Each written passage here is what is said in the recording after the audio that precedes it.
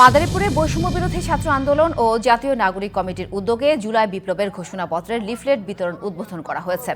সকালে নগরীর শিবচর পৌর এলাকায় এই কর্মসূচির উদ্বোধন করেন জাতীয় নাগরিক কমিটির কেন্দ্রীয় সমন্বয়ক মোহাম্মদ রাকিব হাসান। রাজশাহী প্রকৌশল ও প্রযুক্তি বিশ্ববিদ্যালয়ের এক শিক্ষার্থীর মরদেহ উদ্ধার করেছে পুলিশ।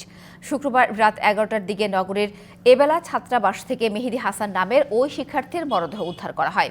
তিনি রুয়েটের নগর ও অঞ্চল পরিকল্পনা বিভাগের ২০১৮-১৯ শিক্ষাবর্ষের শিক্ষার্থী ছিলেন।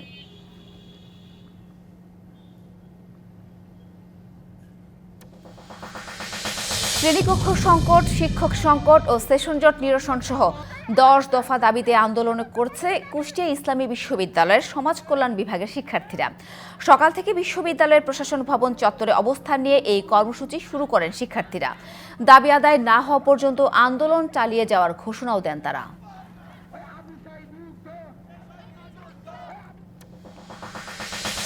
সেন্ট মার্টিনে অসহায় মানুষের মাঝে শীতবস্ত্র ও চিকিৎসা সেবা প্রদান করেছে বাংলাদেশ নৌবাহিনী।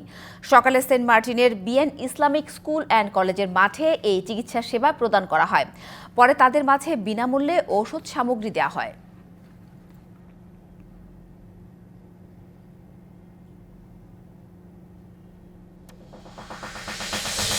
এবং বাংলাদেশ প্রিমিয়ার লিগের ম্যাচে এই মুহূর্তে চট্টগ্রাম আবাহনীর বিপক্ষে লড়ছে ঢাকা আবাহনী। হারের তিক্ততা পেছনে ফেলে ঢাকা আবাহনীর বিপক্ষে জয় নিয়ে মৌসুমে জয়ের ধারায় ফিরতে চায় চট্টগ্রাম আবাহনী।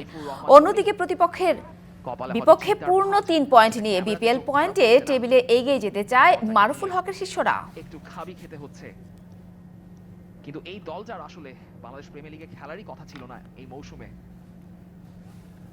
সেখানে ফাইনালি তারা একটা পয়েন্ট সিকিউর করতে পেরেছে ফেডারেশন কাপে।